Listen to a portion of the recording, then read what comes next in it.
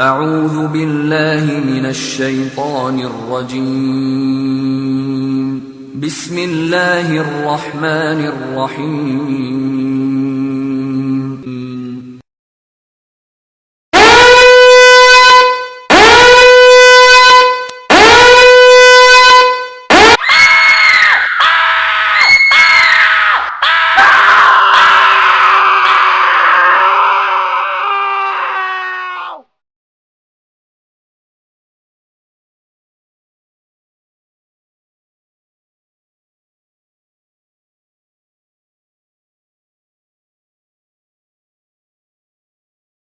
السلام عليكم ورحمة الله وبركاته.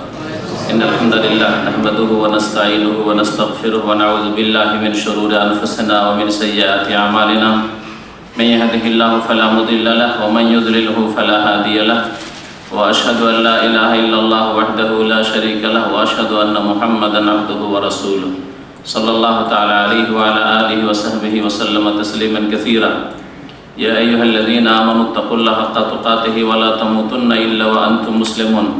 يا أيها الناس اتقوا ربكم الذي خلقكم من نفس واحدة وخلق منها زوجها وبث منهما رجالا كثيرا ونساء واتقوا الله الذي تساءلون به والأرحم إن الله كان عليكم رقيبا.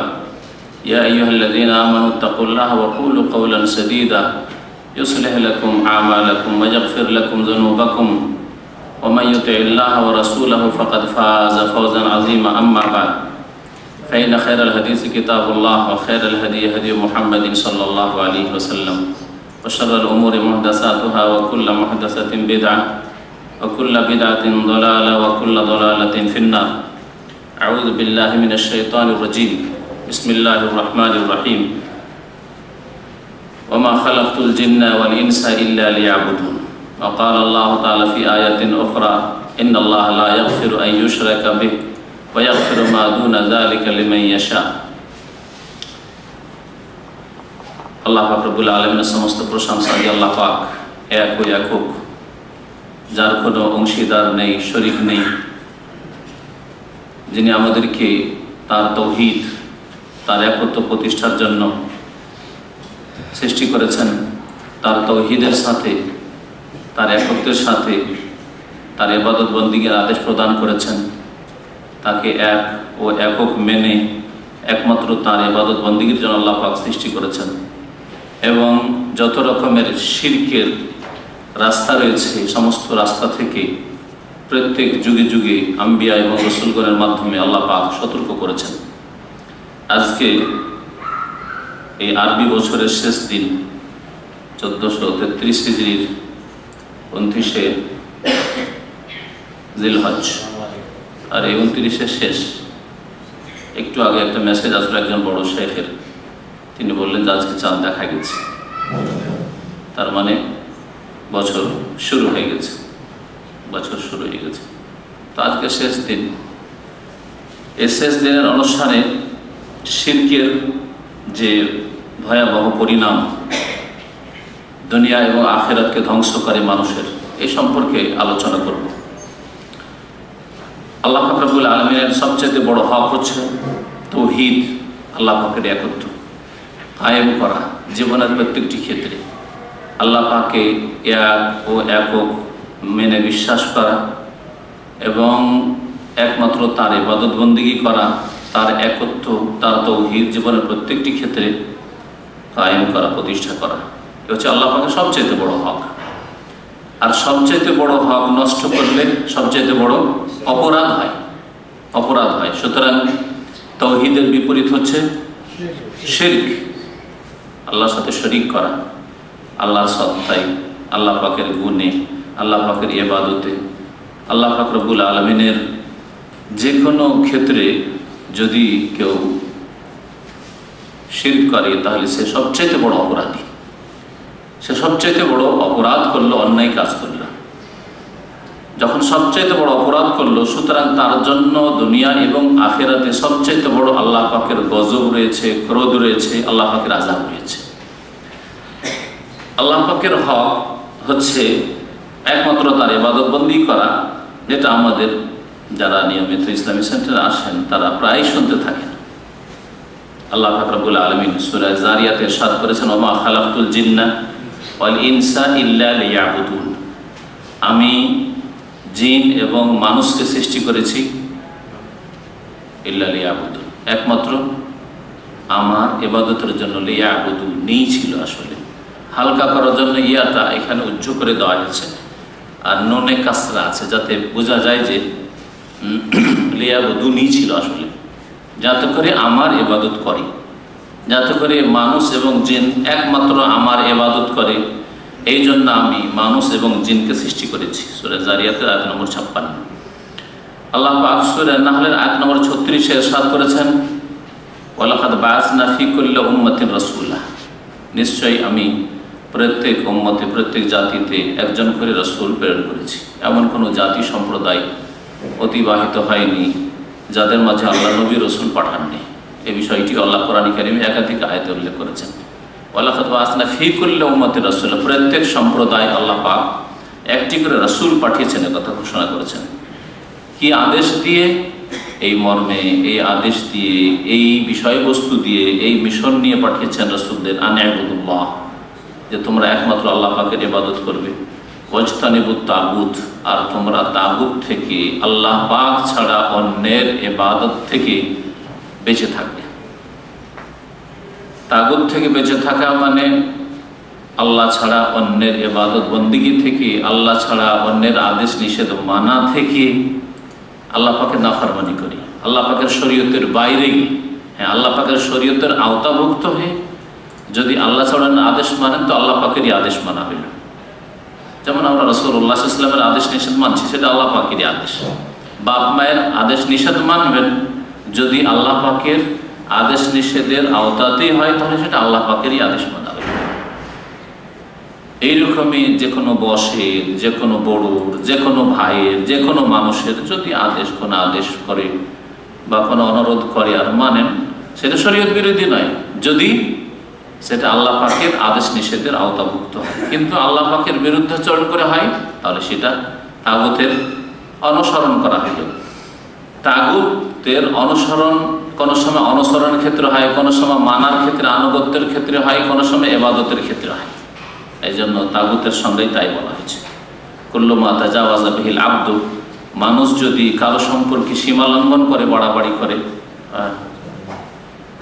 Main মাবুদিন আও মাতবুইন আও মুতাঈন, ইবাদতের ক্ষেত্রে অথবা আনুগত্যের ক্ষেত্রে অথবা অনুসরণের ক্ষেত্রে যদি সীমা লঙ্ঘন করে, সীমা লঙ্ঘন হচ্ছে আল্লাহ পাকের সীমানা যে হুদুদুল্লাহ আছে তার বাইরে চলে যাওয়া।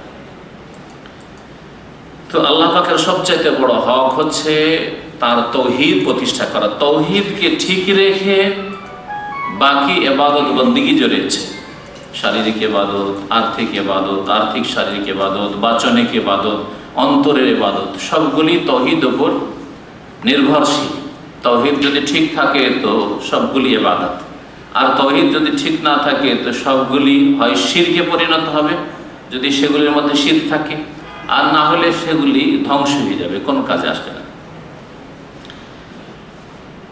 মুআয বিন জাবাল রাদিয়াল্লাহু তাআলা আনহু প্রসিদ্ধ হাদিস, নবী করিম সাল্লাল্লাহু আলাইহি ওয়াসাল্লামের উটের গাধার পিছনে চেপেছিলেন, রাসূলুল্লাহ সাল্লাল্লাহু আলাইহি ওয়াসাল্লাম চেপেছিলেন, তার পিছনে চেপেছিলেন মুআয রাদিয়াল্লাহু তাআলা আনহু। ফাকাল লি, মুআয বলছেন যে আমাকে বললেন, ইয়া মুআয, তুমি জানো কি, আতাদরি মা হাক্কুল্লাহি আলা ইবাদি, তুমি কি জানো যে আল্লাহর হক বান্দার উপর কি, ওয়া মা হাক্কুল ইবাদ আল্লাহ, আর বান্দার হক আল্লাহর উপর কি? হাদিস খুব প্রসিদ্ধ। তখন তিনি কি বলেছিলেন? আল্লাহ ওয়া রাসূলুহু আ'লাম, আল্লাহ এবং তার রাসূল ভালো জানেন, সবচেয়ে বেশি ভালো। রাসূলুল্লাহ সাল্লাল্লাহু আলাইহি ওয়াসাল্লামের জীবদ্দশায় সাহাবায়ে কেরাম এইভাবে বলতেন, কারণ নবী সাল্লাল্লাহু আলাইহি ওয়াসাল্লাম বেঁচে আছেন, আল্লাহ এবং তার রাসূল সবচেয়ে বেশি জানেন। কিন্তু নবী করিম সাল্লাল্লাহু আলাইহি ওয়াসাল্লামের তিরোধানের পরে তাবেঈনরা, আইম্মায়ে কেরাম, ইমাম আবু হানিফা, শাফি, মালিক, আহমদ আল্লাহ ওয়া রাসূলুহু আ'লাম বলেননি, কি বলেছেন? আল্লাহু আ'লাম। আর তার বাস্তব যদি প্রমাণ দেখতে হয়, কারণ বিদআতপন্থীরা আবার বলে যে না, এটা কি করে পার্থক্য করলে, এর বাস্তব যদি প্রমাণ দেখতে হয় তো তাফসিরের কিতাবাদি, যেগুলিকে সমস্ত ফিরকা, দেওবন্দি হোক আর বেরলভী হোক আর আহলে হাদিস হোক, যতগুলি ফিরকা মুসলিম মতে জন্মেছে, এই তফসিরগুলো মানে তফসির ইবনে কাসির, তফসিরে জালালাইন। তফসির জালালাইন আমাদের দেশের মাদ্রাসায় বেরলভী রেজভিদের মাদ্রাসায় পড়া হয়, কবর পূজারীদের আর দেওবন্দিদের মাদ্রাসায় পড়ায় আর আহলে হাদিস মাদ্রাসাতে পড়ায়। তাতে আলিফ লাম মিমের তফসিরে দেখবেন, আলিফ লাম মিম, আলিফ লাম রা, হ্যাঁ, কাফ, এইভাবে যতগুলি বিচ্ছিন্ন শব্দ বিভিন্ন সূরার শুরুতে এসছে, এগুলি তাফসির কারণ কি লিখেছেন? হ্যাঁ, আল্লাহু আ'লাম বিমুরাদিহি, এর উদ্দেশ্য আল্লাহই ভালো জানেন। যদি রাসূলুল্লাহ সাল্লাল্লাহু আলাইহি ওয়াসাল্লাম ইন্তেকালের পরে আল্লাহ এবং রাসূল ভালো জানেন, বেশি জানেন যদি বলা যায়, তাফসির কারণ কি লিখতেন? আল্লাহু ওয়া রাসূলুহু আ'লাম বিমুরাদিহি, তারা বলেন। তো নবী করিম সাল্লাল্লাহু আলাইহি ওয়াসাল্লাম জিজ্ঞাসা করলেন, জিজ্ঞাসার উত্তরে ভাবলেন মুআয বিন জাবাল যে নবী সাল্লাল্লাহু আলাইহি ওয়াসাল্লাম হয়তো কোনো এমন জবাব বলবেন যেটা আমার জানা নাই, সুতরাং না জেনে বলে লাভটা কি? কিন্তু আমাদের অনেকের স্বভাব হচ্ছে জানা থাকে না যায়, একটা গুলি তো ঝাড়বো, হ্যাঁ, একটা ঢিল মারবো, লাগে লাগবে, না লাগে না লাগবে, ফতোয়া একটা দিবে জিজ্ঞেস করলে। না, এরকম না। না জানা থাকলে আল্লাহ আলাম হচ্ছে অর্ধেক জ্ঞান, আল্লাহর দিকে সুপুর্দ করে দেওয়া, আল্লাহর দিকে ইলমকে ফিরিয়ে দেওয়া। মূসা আলাইহিস সালাম শুধু এই ভুলটাই করেছিলেন। আল্লাহ ভালো জানেন যে আমার চাইতে জ্ঞানী দুনিয়াতে আছে কিনা, এই কথা বলেননি তিনি তো আসলে বাস্তবেও মানুষের মধ্যে তখনকার জামানায় মূসা আলাইহিস সালাম চাইতে বেশি বুদ্ধিমান, জ্ঞানী, ইলমওয়ালা রাসূল আর কেউ ছিলেন। খাজির আলাইহিস সালামের কাছে যেই জ্ঞানটা ছিল আংশিক দিক থেকে মূসা আলাইহিস সালাম চাইতে বেশি, কিন্তু সার্বিক দিক থেকে মূসা আলাইহিস সালামের জ্ঞান খেজের চাইতে অনেক বেশি। একটা কথা ভালো করে শুনে রাখেন, কারণ খেজের সম্পর্কে অনেকে ধোঁকা দেয়, বেদাতপন্থীরা, বিশেষ করে যারা মারিফত আর পীর মুরিদিতে বিশ্বাসী। একজন ডাক্তারের কাছে তার মেডিকেল সায়েন্সের আমার চাইতে বেশি জ্ঞান আছে, ঠিক না? কিন্তু যদি সার্বিক দিক থেকে দেখা হয় তো শরীয়তের জ্ঞান তার নেই, আমার আছে। আর শরীয়তের অনেক সাবজেক্ট রয়েছে, হাদিস, তাফসীর, আকায়েদ, ফিকহ, উসুল ফিকহ, উসুল হাদিস, কতগুলো সাবজেক্ট রয়েছে, আরবি ল্যাঙ্গুয়েজ, ঠিক না? আর উনি বাংলা জানেন আর ইংলিশ জানেন, আমিও কিছু কিছু বাংলা ইংলিশ জানি, তাই না? তাহলে সার্বিক দিক থেকে যদি ধরা যায় তাহলে তার চাইতে আমার কাছে বেশি হইতে পারে, একটা উদাহরণ দিলাম। কিন্তু আংশিক দিক থেকে একজন মেডিকেলের ডাক্তার আমার চাইতে বেশি জ্ঞান, তার মানে কি সে আমার চাইতে শ্রেষ্ঠ নাকি, বা আমার মতো আলেমের চাইতে সে শ্রেষ্ঠ নাকি? কখনো না। সুতরাং কখনোই কথা ভাববেন না যে খেজেরের জ্ঞান বেশি ছিল বলেই তার কাছে শিক্ষা নেওয়ার জন্য পাঠানো হয়েছে। বরং তিনি যে ভুল করে দিলেন যে আপনার চাইতে কি বেশি কেউ জ্ঞানী আছে? লোকেরা বনী ইসরাঈল যখন জিজ্ঞাসা করলো তখন তিনি বলেছেন, না, আমার চাইতে বেশি কেউ জ্ঞানী নেই। কথা তো ঠিক ছিল, কিন্তু আল্লাহ পছন্দ করলেন না। তুমি বলতে আল্লাহ আলাম, কারণ সব কিছুই তুমি জানো না, তোমাকে গায়েবের জ্ঞান দিনি, সুতরাং আল্লাহ বেশি ভালো জানেন যে আমার চাইতে বেশি কেউ জাননেওয়ালা আছে কিনা।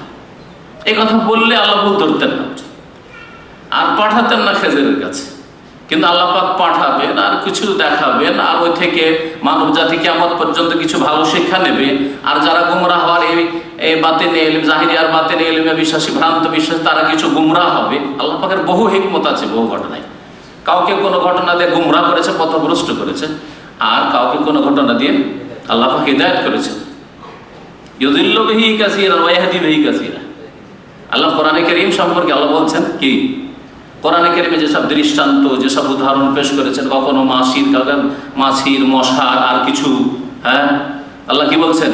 ইউদিল্লু বিহি কাসীরান ওয়া ইয়াহদি বিহি কাসীরান। বহু লোককে আল্লাহ এই দিয়ে হেদায়েত করেন আর বহু লোককে পথভ্রষ্ট করেন, গুমরাহ করেন। এই হুসাইন রাদিয়াল্লাহু তাআলা আনহু, সামনে মুহররম আসছে, যে মুহররমে ঘটনা ঘটেছে, এতে এই দিয়ে আহলে সুন্নাত ওয়াল জামাত হেদায়েত হয়েছে, আর বিদআতপন্থী গুমরাহরা পথভ্রষ্ট হয়েছে, গুমরাহ হয়েছে, অনেকে শিরকুফরি করেছে, কিয়ামত পর্যন্ত মাতম আর হাই হাই হাই হাই করতে আছে। ইউদিল্লু বিহি কাসীরা ওয়া ইয়াহদি বিহি কাসীরা। আহলে সুন্নাত ওয়াল জামাত হেদায়েত হয়েছে যে একত্ব, ক্ষমতার মালিক, কুদরতে কামেলার মালিক একমাত্র আল্লাহ পাক রব্বুল আলামিন, আওলাদের রাসূল নাই। যদি এই ক্ষমতা থাকতো তাহলে হুসাইন রাদিয়াল্লাহু তাআলা আনহু কারো হাতে শহীদ হতেন, সারা দুনিয়ার সব জালেমকে শেষ করে দিতেন, তাই না? যেমন বলা হচ্ছে আমরা আওলাদের রাসূল, আমাদের অনেক ক্ষমতা আছে, গায়বী ক্ষমতা আছে, কুদরত আছে, সব বাতিল কথা। তাহলে আহলে সুন্নাত ওয়াল জামাত এই তৌহিদে বিশ্বাসী যে যদি আল্লাহ পাক ছাড়া কারো কাছে এইরকম অসাধারণ ক্ষমতা থাকতো তো আলীর কাছে থাকতো, হাসানের কাছে থাকতো, হুসাইনের কাছে থাকতো, কারণ তারা আসল আওলাদের রাসূল। রাসূলের বংশ। বুঝতে পারছেন না? তাওহীদ, এতে তাওহীদের শিক্ষা রয়েছে, আহলে সুন্নাত ওয়াল জামাত শিখেছে। পক্ষান্তরে যারা গুমরাহ, তারা গুমরাহ হয়েছে, ঈমান হারিয়েছে। নবী করিম সাল্লাল্লাহু আলাইহি ওয়াসাল্লাম বললেন যে হাক্কুল্লাহ আলাল ইবাদ, বান্দার ওপর আল্লাহ পাকের হক হচ্ছে আইয়াবুদুহু ওয়া লা ইউশরিকু বিহি শাইআ, একমাত্র আল্লাহ পাকের ইবাদত করবে, আল্লাহ পাকের সাথে কাউকে শরীক করবে। এটা আল্লাহ পাকের সবচেয়ে বড় হক। আর এই হক প্রতিষ্ঠা করার জন্য সমস্ত ইবাদতবন্দি, যতগুলি আদেশ নিষেধ, ফরজ ওয়াজিব, হালাল হারাম, জায়েজ নাজায়েজ, সবগুলি এই জন্যই যে একমাত্র আল্লাহ পাকের জন্য করবেন আর আল্লাহর সাথে কাউকে শরীক করবেন না। ওয়া হাক্কুল ইবাদি আলাল্লাহ, যদি এই হক আদায় করেন আল্লাহ পাকে, তো বান্দার হক আল্লাহর উপর, যা আল্লাহ পাক অনুগ্রহপূর্বক নিজের ওপর নিয়েছেন। আল্লাহর উপর আমরা হক রাখি না, আমাদের এই অধিকার নেই। তবে আল্লাহ তার ফজল করমে নিজের ওপর এই হক নিয়ে নিয়েছেন যে আমি তোমাদেরকে দেব। আপনি আপনার টাকা যদি নষ্ট করেন, কারো বলার আছে? আপনার টাকা নষ্ট করছেন, তাই না? আপনি আপনার ধন সম্পদ যদি সব কিছু বিলিয়ে দেন, দান করে দেন বা খরচ করে দেন, আমি রাখবো না, খরচ করে মরবো, অসুবিধা আছে? রাখবো কেন আমি জমা করে? হ্যাঁ, আপনার বলার কি আছে, আমার বলার কি আছে, বলতে পারেন না? তো আল্লাহ পাক রব্বুল আলামিন আমাদেরকে সৃষ্টি করে, আল্লাহ যদি জান্নাত নাই দেন, জাহান্নাম দেন, তো আমাদের বলার কি আছে? আমাদের কমন আল্লাহ পাকের ওপর দাবি আছে। কিন্তু আল্লাহ পাক তার ফজল করমে অনুগ্রহপূর্বক আমাদের উপর ইহসান করেছেন, রহমত করেছেন যে তার উপর এই হক নিজে থেকে নিয়েছেন যে আল্লাহ ইউআযিবা মান লা ইউশরিক বিহি শাইআ, আল্লাহর সাথে যদি আমরা শরীক না করে মরি, শিরক মুক্ত হয়ে যদি মরতে পারি, তাওহীদের উপর যদি আমাদের মত হয়, তাহলে আল্লাহ আযাব দেবেন না, শাস্তি দেবেন না, জাহান্নামে দেবেন না, কবরে আল্লাহ পাক আযাব দেবেন না।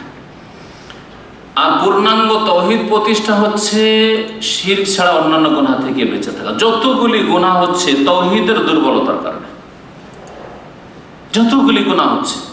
আপনি কথা ভাববেন না যে আমার তাওহীদটা ঠিক আছে, আমি কবর মাজারে সেজদা করি না, দেবদেবীও বানি না, আমি ওরসও যাই না, আমি মান্নত গায়রুল্লাহর জন্য করি না, কিন্তু আপনি বিভিন্ন কাবিরা গুনাহ করছেন। কাবিরা গুনাহ আল্লাহ দেখছেন না আপনাকে? তাহলে আল্লাহ পাকের দেখার কুদরতে আল্লাহ ধরবেন না আপনাকে? এইসব চিন্তা নেই? তাহলে এইসব ক্ষেত্রে আপনার ঈমানে তাওহীদে দুর্বলতা আছে। তাহলে যতগুলি গুনাহ হয়, সবগুলি গুনাহর পিছনে তাওহীদে কমজোরি। তাওহীদ যত মজবুত হবে, আল্লাহ পাকের একত্বে বিশ্বাস যত বেশি শক্ত মজবুত হবে, তত বেশি গুনাহ থেকে মানুষ বেঁচে থাকবে। যে কোনো ক্ষেত্রে আপনার গুনাহ হচ্ছে, তার মানে আপনি আল্লাহ আযাবকে ওইভাবে ভয় করেন না, আল্লাহ পাকের কুদরত সম্পর্কে ওই রকমের আপনার চিন্তা নেই, পেরেশানি নেই, আল্লাহ পাকের সামনে জবাবদিহি করতে হবে, এইসব চিন্তা আপনার দুর্বল, যার ফলে সব গুনাহ হচ্ছে। বুখারী মুসলিমের হাদিস। শিরকের ইতিহাস খুব প্রাচীন, কথা লম্বা না করে, কারণ আসল বিষয়বস্তু হচ্ছে শিরকের ভয়াবহ পরিণামের দিকে যাচ্ছি। শিরকের ইতিহাস খুব প্রাচীন। নূহ আলাইহিস সালামের জামানার আগেই শিরক শুরু হয়ে গেছে। আদম আলাইহিস সালাম ও নূহ আলাইহিস সালামের মাঝামাঝিতেই শিরক শুরু হয়েছিল। প্রথম যে শিরক শুরু হয়েছে, কোনো খারাপ জিনিসের পূজা শুরু হয়নি, ভালো মানুষদের পূজা শুরু হয়েছে, সৎ লোকদের পূজা। যেই কোনো ক্ষেত্রে পূজা যে শুরু হয়েছে আল্লাহ ছাড়া অন্যকে ডাকা শুরু হয়েছে, আল্লাহ ছাড়া অন্যকে সেজদা করা শুরু হয়েছে, আল্লাহ ছাড়া অন্যের আস্তানার যে তাওয়াফ প্রদক্ষিণ শুরু হয়েছে, এই সবগুলি ভালো মানুষ ছিল। কোন চোর, লম্পট, ডাকাত, লুচ্চা তাদের পূজা হয়নি। ভালো মানুষকে ভালো মনে করে যে এরা আল্লাহ পর্যন্ত পৌঁছাবে, এইভাবে যুগে যুগে শিরক শুরু হয়েছে। আর শিরক দুই আকারে শুরু হয়েছে। এই যে নূহ আলাইহিস সালামের পূর্ব যুগেই শিরক শুরু হয়েছিল, এই বিষয়টি সহিহ বুখারীতে আছে। কথা লম্বা না করার জন্য সংক্ষেপ করে দিলাম। ইবনে আব্বাস রাদিয়াল্লাহু তাআলা আনহু তাফসীর করেছেন সূরা নূহের বেশ কিছু আয়াতের যে দেবদেবীর নামগুলি আছে, সেগুলি ভালো মানুষ ছিল, এ সম্পর্কে বলতে গিয়ে তিনি বলেছেন শিরক শুধু মূর্তি পূজায় শিরক নাই, বরং দুই রকমের শিরক প্রাচীন যুগ থেকে চলে আসছে। দুই রকমের শিরক প্রাচীন যুগ থেকে চলে আসছে। দুই রকম কি কি? এক হচ্ছে মূর্তি পূজার শিরক, আর এক হচ্ছে কবর পূজার শিরক। কবর পূজার শিরক শুধু মুসলিমদের মধ্যে নতুন নয়, তার আগে ইহুদি নাসারাদের মধ্যেও ছিল। আর সেই ব্যাধি এসেছে মুসলিম উম্মতে, যাদের মাঝে আল্লাহ পাক সর্বশ্রেষ্ঠ রাসূলকে তাওহীদ, আল্লাহর একত্ব শিক্ষা দেওয়ার জন্য 13 বছর ধরে শুধু লা ইলাহা ইল্লাল্লাহর ব্যাখ্যা শিখিয়েছেন রাসূলুল্লাহ সাল্লাল্লাহু আলাইহি ওয়াসাল্লাম, সেই জাতীয় কবর মাজার পূজা শুরু করেছে। কারণ এই জাতির অধিকাংশ মানুষ আজকাল কবর মাজার পন্থী। এর দলিল যে কথা বললাম, যে যুগে যুগে পুরাতন যুগ থেকেই দুই রকমের শিরক, কবর মাজার পূজা আর মূর্তি পূজা, এই দুই রকমের শিরক চালু হয়েছিল। এর দলিল সহিহ বুখারী মুসলিমে রয়েছে। হাবাসা দেশে, আবিসিনিয়া হাবাসা দেশে যখন সাহাবায়ে কেরামরা হিজরত করে গিয়েছিলেন, তখন সেখানে গিয়ে যে দৃশ্য দেখেছিলেন শিরকের, সেই সম্পর্কে এসে যখন বললেন যে এই রকমের আমরা তাদের গির্জাতে, খ্রিস্টানদের গির্জাতে গিয়ে দেখলাম যে ছবি অঙ্কন করা আছে, এসব কথাবার্তা যখন বললেন, উম্মে সালামা রাদিয়াল্লাহু তাআলা আনহা হাদিসে রয়েছে, তিনি হিজরত করে গিয়েছিলেন তার বিগত স্বামী আবু সালামার সাথে রাদিয়াল্লাহু তাআলা আনহু আজমাইন। তখন রাসূলুল্লাহ সাল্লাল্লাহু আলাইহি ওয়াসাল্লাম বলেছেন, ইন্না উলাইকা ইযা মাতা ফিহিমুর রাজুলুস সালেহ, এই সব লোকেরা, এই খ্রিস্টানরা, এই প্রাচীন যুগের লোকেরা, বনি ইসরাইলরা, উলাইকা ওই লোকেরা, আগের লোকেরা, ইযা মাতা ফিহিমুর রাজুলুস সালেহ, যখন কোনো ভালো মানুষ, নেক মানুষ, ওলিউল্লাহ মারা যেত, সালেহ ওলিউল্লাহ যখন মারা যেত, বানাও আলা কবরিহি মসজিদান, কবরের উপর মসজিদ বানিয়ে নিত। কবর মসজিদ বানানো তো মাজার পূজা না? কবর গম্বুজ তৈরি করা, কবর ঘর তৈরি করা, কবর মসজিদের মধ্যে কবর দেওয়া, এইভাবে তো মাজার পূজা না হচ্ছে ভারত উপমহাদেশে, বাংলাদেশে, পাকিস্তানে। জি, তাহলে একরকম পূজা দেখলেন, বানাও আলা কবরিহি মসজিদান, তাদের কবরের উপর কি করতো? ওলি আউলিয়ার কবরের উপর মসজিদ বানিয়ে নিত, সেজদা গাহ বানিয়ে নিত, ওখানে সেজদা করতো। তাহলে কবরে সেজদা করা প্রমাণ হলো এই হাদিস দ্বারা, বুখারী মুসলিমের হাদিস। দ্বিতীয় শিরক ওয়াসাওয়ারু ফিহি তিলকা সুওয়ার, আর ওই যে নেক লোকেরা মারা গেছে ওদের ছবি অঙ্কন করে নিত দেয়ালে বা মূর্তি তৈরি করে নিত। ওয়াসাওয়ারু ফিহি তিলকা সুওয়ার, এদের ছবি বা প্রতিমূর্তি তৈরি করে নিত। দ্বিতীয় শিরক পেলেন না? তাহলে প্রথম শিরক মসজিদ তৈরি করা, ঘর নির্মাণ করা কবরের উপর, আর কবর মাজার পূজা, এটা প্রথম শুরু হয়েছে, আর তারপর এটা শুরু হয়েছে। নবী করিম সাল্লাল্লাহু আলাইহি ওয়াসাল্লাম এই দুই দল সম্পর্কে, মূর্তি পূজক সম্পর্কে আর কবর মাজার পূজক সম্পর্কে বলছেন, উলাইকা শিরারুল খালকি ইনদাল্লাহি তাবারাকা ওয়া তাআলা, আল্লাহ পাক রব্বুল আলামিন কে এরাই হচ্ছে সৃষ্টির নিকৃষ্ট যারা মুশরিক, শিরক করে থাকে। এভাবে যারা শিরক করে থাকে, যেই যুগে হোক না কেন, আগের যুগে হোক আর বর্তমান যুগে হোক, আর কিয়ামত পর্যন্ত কেউ হোক না কেন, শিরক থেকে সমস্ত নবী রাসূলগণ সতর্ক করেছেন, এমনকি তারাও সতর্ক থেকেছেন। আজকাল আমরা যদি একটু মাদ্রাসা পড়ি আর যদি একটু ইসলামের জ্ঞান থাকে, অথবা ইসলাম সেন্টারে কিছু শিখেছেন, তাহলে মনে করেন আর কি চিনতে, আমরা আর শিরক করবো, আমাদের দ্বারা শিরক বিদআত হয়। অথচ অনেকেই শিরক বিদআতে লিপ্ত আছে। ইব্রাহিম আলাইহিস সালাম চাইতে তাওহীদ প্রতিষ্ঠাকারী আর দুনিয়াতে কেউ পয়দা হয়েছে? মুহাম্মদ রাসূলুল্লাহ সাল্লাল্লাহু আলাইহি ওয়াসাল্লাম ছাড়া। দুই খলিল, দুই অন্তরঙ্গ বন্ধু আল্লাহ পাক, হয় মুহাম্মদ রাসূলুল্লাহ সাল্লাল্লাহু আলাইহি ওয়াসাল্লাম আর না হয় ইব্রাহিম আলাইহিস সালাম। ইব্রাহিম আলাইহিস সালাম সূরা ইব্রাহিমের আয়াত নম্বর 35 আল্লাহ পাকের কাছে দোয়া করেছেন, যিনি নিজের হাতে মূর্তি চূর্ণ বিচ্ছিন্ন করে দিয়েছেন ভেঙে, তিনি আল্লাহ পাকের কাছে দোয়া করছেন, আশঙ্কা করছেন নিজের ক্ষেত্রে এবং নিজের ছেলে মেয়েদের ক্ষেত্রে, ওয়াজনুবনি ওয়া বানিয়া আন না'বুদাল আসনাম, আল্লাহ আমাকে বাঁচিয়ে রাখিও, ওয়া বানিয়া আমার সন্তানদেরকে বাঁচিয়ে রাখিও, আন না'বুদাল আসনাম, আল্লাহ ছাড়া অন্যের পূজা, মূর্তি পূজা থেকে। সেই যুগে মূর্তি পূজা ছিল, সানাম এর বহু বচন হচ্ছে আসনাম। আর তার বাবা এই মূর্তি নিজের হাতে তৈরি করতো, সেজন্য তিনি এই আল্লাহ এমনটা না হয় যে আমি বা আমার ছেলেরা, আমার সন্তান সন্ততিরা আগামীতে আবার এই মূর্তি পূজা, গায়রুল্লাহর পূজা না শুরু করে। তাহলে এই দোয়া আমাকে আপনাকে করতে হবে। যুগের আবর্তন বিবর্তনে দেখা যাচ্ছে যারা কুরাইশ বংশের ছিল তারা কোথায় ভারতে হিজরত করে গিয়ে, আর কোথায় গিয়ে আজারবাইজান, উজবেকিস্তানে হিজরত করে গিয়ে কবর মাজার পূজারী হয়ে গেছে, শিয়া হয়ে গেছে। এরকম বহু ইতিহাস আছে। ভারতের একজন বড় মুহাদ্দিস আল্লামা নওয়াব সিদ্দিক হাসান খান ভূপালী রহমতুল্লাহ আলাইহি, তার জীবনী পড়েছি, অনেক কিতাব লিখেছেন, প্রায় 400 থেকে 500-র মতো কিতাব তার লিখনী আছে। তো তার পূর্বপুরুষদের জীবনী সম্পর্কে পড়েছি যে তিনি ছিলেন ওমর রাদিয়াল্লাহু তাআলার বংশের। আর কোনো এক যুগে তার পূর্বপুরুষরা আজারবাইজান, উজবেকিস্তানের দিকে হিজরত করে চলে যায়, ওখান থেকে ভারতে হিজরত করে। মধ্যখানে তারা দীর্ঘ যুগ ধরে তারা শিয়া হয়ে গোমরা হয়েছিল।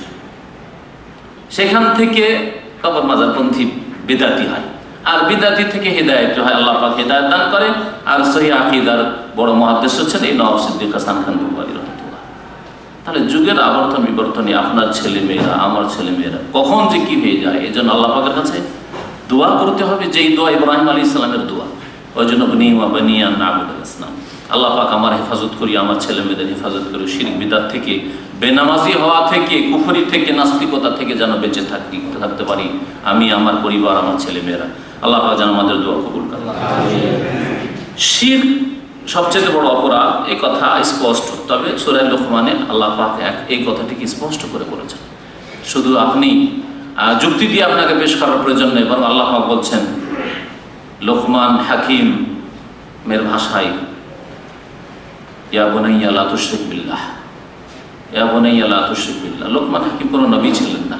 আমাদের দেশে প্রসিদ্ধ আছে আলেম আল মারবারি লোকমান হাকিম আলাইহিস সালাম। আমার মনে হয় আলাইহিস সালাম না বলে রাদিয়াল্লাহু আনহু বলা বা রাহমাতুল্লাহ আলাইহি বলা বেশি ভালো।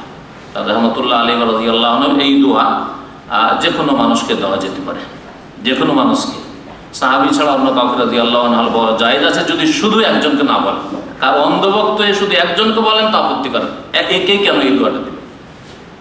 যেমন যদি কেউ বলে ইমাম আবু হানিফাকে, তাহলে ইমাম শাফিকে বলতে, ইমাম মালিক আহমদকে বলতে, সাহাবায়ে কেরামের জামানার পরে রাদিয়াল্লাহু আনহু। কিন্তু একজন হানাফি বলবে ইমাম আবু হানিফা রাদিয়াল্লাহু আনহু, আর একজন শাফি বললে ইমাম শাফি রাদিয়াল্লাহু আনহু, না বললে সবাই বলতে, ইমাম বুখারী বলতে, তাহলে জায়েজ, অসুবিধা নেই।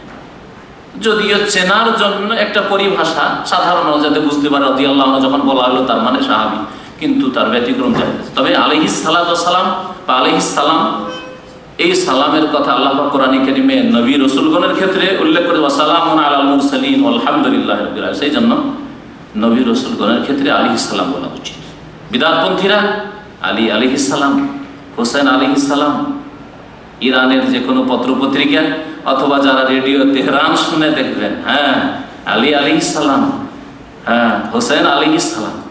এবং হোসেন আলাইহিস সালাম তো উসমান কেন আলাইহিস সালাম নাই? হ্যাঁ আবু বকর কেন আলাইহিস সালাম বলবে না? নাম নেবে না পর্যন্ত, কোনো নাম পাবেন না আপনি। যারা জ্ঞানী মানুষ তারা বুঝতে পারবে, আর একটা সাধারণ মানুষ আরে খুব তো ভালো ভালো কথা লিখছে, কিন্তু আবু বকর, ওমর, উসমান তাদের নাম পর্যন্ত পাবেন না। আর যদি কোনো কিতাবে পান তো গালি ছাড়া কিছু, তখন গিয়ে চোখ ধরা খায়। কিন্তু সাধারণ মানুষ তো বুঝে না, রেডিও তেহরান শুনতে থাকে, বেকুফের এক সিরিজ।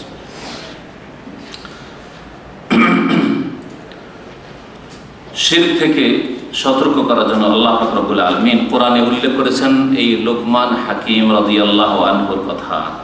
ইয়া বুনাইয়া লা তুশরিক বিল্লাহ, হে বৎস আল্লাহর সাথে শিরক করিও না। ইন্না শিরকা লাযুলমুন আযীম, নিশ্চয় শিরক হচ্ছে খুব বড় জুলম, আযীম, বড় জুলম হচ্ছে শিরক। সবচেয়ে বড় হক যখন আল্লাহ পাকের তাওহীদ, ও তাওহীদের বিপরীতটা হচ্ছে সবচেয়ে বড় জুলম। আর এই জুলম বহু জুলমকে নিয়ে আসে। মানুষ যখন আল্লাহ ছাড়া অন্যকে ভয় করে, মানুষ যখন আল্লাহ ছাড়া অন্যকে ডাকে, তখন তার অবস্থা ছিন্ন ভিন্ন হয়ে যায়, সব কিছুকে ভয় করে, জিনকে ভয় করে, শয়তানকে ভয় করে, কত কিকে ভয় করে, মানুষকে ভয় করে। তখন আর তার দুনিয়া আখিরাতে কোনো শান্তি থাকে না। নবী করিম সাল্লাল্লাহু আলাইহি ওয়াসাল্লামের সহিহ বুখারীতে হাদিস রয়েছে, রাসূলুল্লাহ সাল্লাল্লাহু আলাইহি ওয়াসাল্লাম যখন ইন্তেকালের সময় আসলো, তখন তিনি বারবার করে বলছেন লানাতুল্লাহি আলাল ইহুদি ওয়ান নাসারা, ইহুদি খ্রিস্টানদের আল্লাহ পাকের অভিসম্পাত, লানত, আল্লাহ পাকের রহমত থেকে বঞ্চিত তারা। কেন? ইত্তাখাযু কুবুর আম্বিয়াহিম মাসাজিদা, এই ইহুদি খ্রিস্টানরা নবীদের কবরগুলিকে সেজদার স্থানে পরিণত করেছে। তাহলে তারা মূর্তি পূজা করেছিল না কবর পূজা করেছিল? বুঝতে পারছেন না? কবর পূজা। তাহলে বোঝা গেল যে কবর পূজা যে শিরক, মাজার পূজা শিরক। আর এই শিরক বনি ইসরায়েলি ইহুদি খ্রিস্টানদের মধ্যে ছিল, যেটা মুসলিমদের মধ্যে ঢুকিয়ে মুসলিমদেরকে ঈমান হারা করে দিয়েছে। বহু মুসলিম তাদের ইমান হারিয়ে দিয়েছে, ইমানকে নিজে নষ্ট করেছে। মা আয়েশা রাদিয়াল্লাহু তাআলা আনহা বলছেন যে ইউহাযযিরু মা সানাউ, বারবার করে ইন্তেকালের পূর্ব মুহূর্তে রাসূলুল্লাহ সাল্লাল্লাহু আলাইহি ওয়াসাল্লাম এই কথা বলে মানুষকে সতর্ক করেছিলেন, ইহুদি খ্রিস্টানদের এই পাপ থেকে সাবধান, খবরদার তোমরা এরকম পাপ করিও না। ইউহাযযিরু মা সানাউ, ইহুদি নাসারারা যা করেছে তার থেকে মুসলিম জাতিকে সতর্ক সাবধান করছিলেন, তোমরা কবর মাজার পূজা করিও না, তোমরা কবর মাজারের উপর গম্বুজ তৈরি করিও না, কবর মাজারের উপর তোমরা ঘর তৈরি করিও না, সেজদার স্থানে পরিণত করিও না, মসজিদে কবর দিও না, বা কবর মসজিদ তৈরি করিও না। ইউহাযযিরু মা সানাউ। শিরকের ভয়াবহ পরিণাম, বহু খারাপ পরিণাম রয়েছে। তার মধ্যে প্রথম যেটা দিয়ে শুরু করব সেটা হচ্ছে যে আল্লাহ পাক আমাদেরকে কিসের জন্য সৃষ্টি করেছেন? ইবাদতের জন্য, তাই না? তাওহীদের সাথে ইবাদত হইতে হবে। যদি শিরক মিশা ইবাদত করে মানুষ, ইবাদত করছে না, নামাজ পড়ছে, ধরে 5 ওয়াক্ত নামাজ পড়ে, রোজা রাখে, যাকাত দেয়, হজ করে, উমরা করে, জিকির আজকার করে, দাড়ি রেখেছে, মাতা পিতার খেদমত করে, সব ইবাদত কিনা? সব ইবাদত। বিবির পর্দা করে, ইবাদত। পর্দা হচ্ছে হিজাব, ইবাদত। ইবাদত করে। ইবাদত কবুল হওয়ার বুনিয়াদ হচ্ছে তাওহীদ। আল্লাহর একত্ব যদি অন্তরে থাকে, কথায় থাকে, কাজে থাকে, তাহলে ইবাদত কবুল হবে, আর না হলে ইবাদত কবুল হবে না। তাহলে যার আকীদায় বা আমলে শিরক আছে, যার মধ্যে শিরক আছে, তার আমল, ইবাদত, বন্দেগী কবুল হয় না, কবুল হয় না। বহু দলিল রয়েছে কোরআন কারীমে, রাসূলুল্লাহ সাল্লাল্লাহু আলাইহি ওয়াসাল্লামের হাদিসে। একটা করে দলিল শুধু পেশ করব। আল্লাহ পাক সূরা তাওবার আয়াত নম্বর 54 তে ইরশাদ করেছেন কাফের, মুনাফিক, মুশরিক সকলের সম্পর্কে, ওমা মানাহুম আন তুকবালা মিনহুম নাফাকাতুহুম ইল্লা আন্নাহুম কাফারু বিল্লাহি ওয়া রাসূলিহি ওয়া বিরাসূলিহি ওয়া লা ইয়াতুনা আস-সালাতা ইল্লা হুম কুসালা ওয়া লা ইউনফিকুনা ইল্লা ওয়া হুম কারিহুন। আল্লাহ পাক বলছেন ওমা মানাহুম আন তুকবালা মিনহুম নাফাকাতুহুম, তাদের যে খরচ খরচা, তারা যা দান খেরাত করে, নাফাকাত মানে হচ্ছে খরচ খরচা করা শাব্দিক অর্থ, কিন্তু এখানে উদ্দেশ্য হচ্ছে কিসে খরচ করা? গরিব মিসকিনের উপর খরচ করা, গঠনমূলক কাজে খরচ করা, মানে দান খেরাতের কথা। তাদের দান খেরাত কবুল হওয়ায় বাধা হচ্ছে, আল্লাহ বলছেন ওমা মানাহুম, তাদের বাধা সৃষ্টি করেছে একমাত্র আন তুকবালা মিনহুম নাফাকাতুহুম, তাদের দান খেরাত কবুল হওয়ায়, দান খেরাত কবুল হয় বাধা সৃষ্টি করেছে কিসে? ইল্লা আন্নাহুম কাফারু বিল্লাহ, কারণ তারা আল্লাহর সাথে কুফরি করেছে, আল্লাহ পাকের তাওহীদকে অস্বীকার করেছে। কাফারু বিল্লাহ মানে হচ্ছে আল্লাহর সাথে কুফরি করা। মানে কি? আল্লাহর সাথে কুফরি করা ব্যাপক অর্থ। আল্লাহ পাকের যে তাওহীদ, একত্বকে অস্বীকার করলো, সে আল্লাহর সাথে কুফরি করলো। আল্লাহ পাকের একটি বিধান অস্বীকার করলো, স্পষ্ট বিধান, সে আল্লাহ পাকে অস্বীকার করলো, আল্লাহ পাকের বিধান অস্বীকার করলো, আল্লাহ পাকের সবগুলি বিধান অস্বীকার করলো, সেও কুফরি করলো। তাহলে ব্যাপক অর্থ কাফারু বিল্লাহ। যে ব্যক্তি আল্লাহ পাকের তাওহীদ অস্বীকার করলো, না আমি আল্লাহকে এই ওলিয়া উলিয়ার মাধ্যমে পাবো, এই দেবদেবীর মাধ্যমে পাবো, এই বুজুর্গানের দিনের মাধ্যমে পাবো, এরা হচ্ছে ওয়াসিলা, তা আল্লাহ পাকের তাওহীদকে অস্বীকার করলো, তার আল্লাহর সাথে কুফরি করেছে, আল্লাহর তাওহীদকে অস্বীকার করেছে। ওবে রাসূলিহি, আর রাসূলের সাথে, রাসূলের নিয়ে আসা বিধান, রাসূলুল্লাহ সাল্লাল্লাহু আলাইহি ওয়াসাল্লাম 2 শিরকের কথাই উল্লেখ করেছেন এবং 2 শিরক থেকে মুসলিম জাতিকে সতর্ক করেছেন। তারা বলছে একটা শিরক, মূর্তি পূজাটা শিরক, যেটা হিন্দুরা করে, বৌদ্ধরা করে, কিন্তু আমরা যেটা করি কবর মাজার পূজা, ওটা ঠিক, এটা ওসিলা। রাসূলুল্লাহ সাল্লাল্লাহু আলাইহি ওয়াসাল্লামের আদর্শকে অস্বীকার করেছে। সুতরাং তাদের ইবাদত, বন্দেগী, দান খেরাত কবুল হয় না, আল্লাহ বলছেন। এখানে দান খেরাতের কথা উল্লেখ করে, দান খেরাতই যদি কবুল না হয় তো নামাজ কি করে কবুল হবে? যেখানে প্রসঙ্গটা ছিল সূরা তাওবাতে, যেহেতু দান খেরাতের কথা, সেজন্য আল্লাহ দান খেরাতের কথা উল্লেখ করেছেন। তাহলে ইবাদত বন্দেগী কবুল হওয়া হচ্ছে নির্ভরশীল কিসের উপর? তাওহীদের উপর। যেই ব্যক্তি শিরক করে তার সমস্ত আমল ধ্বংস হয়ে যায়। হজে হাজার হাজার ভারত, বাংলাদেশ, পাকিস্তান থেকে হাজিরা আসে, হজ করে যায় কিন্তু জিরো নিয়ে যায়। হজ করে যায় আর জিরো নিয়ে যায়। কেমন করে? মক্কা থেকেই, বাড়ি থেকে নিয়ত করে এসছে, আর মক্কা থেকেও নিয়ত করেছে যে নবীর দরবারে হাজিরা দিতে যাব, আর আসার পরে এখানে মাদাদ ইয়া রাসূলুল্লাহ, ইয়া রাসূলুল্লাহ মদদ করো। আর শাহাদাতের কাছে সাহায্য চান, বদরে গিয়ে, ওহুদে গিয়ে, বাকির কবরস্থানে গিয়ে। যারা মৃত দুনিয়া থেকে চলে গেছে তাদেরকে বলে এরা বেঁচে আছেন, ওলিয়া উলিয়া মরে না, সুতরাং এরা দিতে পারবে, তাদের কাছে চাই, এই আশায় আসে। অনেকের চাইতে বাড়তি আরো একটা রাউন্ড দিয়ে এখান থেকে যাবে এরাকে, বাগদাদ শরীফে বড় পীরের কাছে চেয়ে আসবে। ভারতে যাবে আজমেরে, ওখানে গিয়ে চেয়ে আসবে খাজা বানুদ্দিন চিশতির কাছে। সুতরাং তাদের হজ, উমরা, ইবাদত, বন্দেগী, নামাজ কিছুই কবুল হবে না। যদি মেহনত করার পর কিছু কাজে না আসে, জিরো হয়, তাহলে এর চাইতে হতভাগা কেউ আছে? 5 মাস 6 মাস চাকরি করেছেন, বেশি দিন না, মাত্র 5 মাস 6 মাস চাকরি করেছেন, আর যদি বেতন না পান তো আপনি নিজেকে কতই বড় যে হতভাগা মনে করছেন যে হাইরে 5টা 6টা মাসে যদি বিবির সাথেই বসে থাকতাম, বাড়িতে ছেলে মেয়ের সাথেই যদি থাকতাম, বাপ মায়ের সাথে থাকতাম, কতই না ভালো হইতো। বেকার 6টা মাস আমার বেকার। তাহলে যার সারা জীবনের ইবাদত বন্দেগী বেকার, একবারে কিছুই কবুল হলো না তার এই শিরক করার কারণে। শিরক করলে দ্বিতীয় ক্ষতি, এক তো হলো যে কবুল হয় না, আগামীতে যেগুলো করছেন, বর্তমান করছেন বা আগামীতে করবেন, এগুলি কবুল হয় না। আর অতীতে ধরেন কিছুদিন শিরক করতেন না, দীর্ঘদিন শিরকের অবস্থায় ছিলেন না কোনো মানুষ, আর ইবাদত বন্দেগী করেছেন, নামাজ, রোজা, হজ, যাকাত, দান, খেরাত, মাতা পিতা সব অনেক নেক কাজ করেছেন, এটা বড় ব্যালেন্স আছে। এই ব্যালেন্স থাকবে শিরক করলে? ওটাও থাকবে না। তাহলে অতীতটাও যাবে, বর্তমানও কবুল হলো না, আর আগামীও গেল, আর শিরকের অবস্থায় মরে গেলে আল্লাহ কখনো মাফ করবে। কত ভয়াবহ পরিণাম, কত ভয়ানক অবস্থা। শিরক সমস্ত আমলকে ধ্বংস করে দেয়। শিরক 2 প্রকার, তাই না? এর আগে শিরকের প্রকার সম্পর্কে একটা বক্তব্য রেখেছি কয়েক মাস আগে। শিরক হচ্ছে এক বড় শিরক, আর এক হচ্ছে ছোট শিরক। আর বলেছিলাম যে, আর অনেকবারই বলেছি যে বড় শিরক করলে অতীতের কি বলবেন সমস্ত আমল ধ্বংস হয়ে যায়, আর ছোট শিরক করলে যে আমলের মধ্যে ছোট শিরক হয় ওই আমলটা ধ্বংস হয়ে যায়। ছোট শিরক যেমন দেখানো, লোক দেখানো নামাজ, যেই দিনের নামাজটা লোক দেখানো করলেন ওই নামাজটা বরবাদ হয়ে গেল।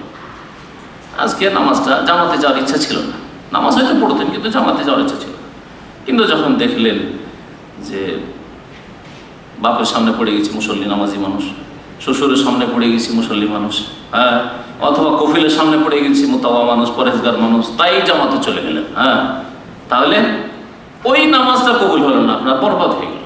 ছোট শিরক করলে, লোক দেখানো কাজ করলে সেই জন্য। আর আল্লাহ ছাড়া অন্যকে সেজদা করলে, আল্লাহ ছাড়া অন্যের কাছে দোয়া করলে, মাদাদ ইয়া রাসূলুল্লাহ, ইয়া গাউসুল আজম মাদাদ, বড় পীর মাদাদ, বাবাকে উদ্ধার করো, এইরকম যদি কেউ একবার বড় শিরক করে, দোয়াই হোক অথবা মান্যত, আল্লাহর জন্য মান্যত না করে 8 রশিদে একটা খাসি গরু পাঠিয়ে দিল, একটা মোরগ পাঠিয়ে দিল শাহজালালে, বাবা সন্তুষ্ট হইলে বালা মুসিবত দূর হবে, আল্লাহ পাক দূর করবেন আল্লাহ পাক, কিন্তু বাবার মাধ্যমে।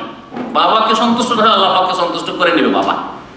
অনেকে এই বাঁকা পথ দিয়ে শিরক করে, বলে যেটা তো শিরক করলাম না, বাবাকে বললাম যে তুমি আল্লাহকে রাজি করে দাও আমার জন্য।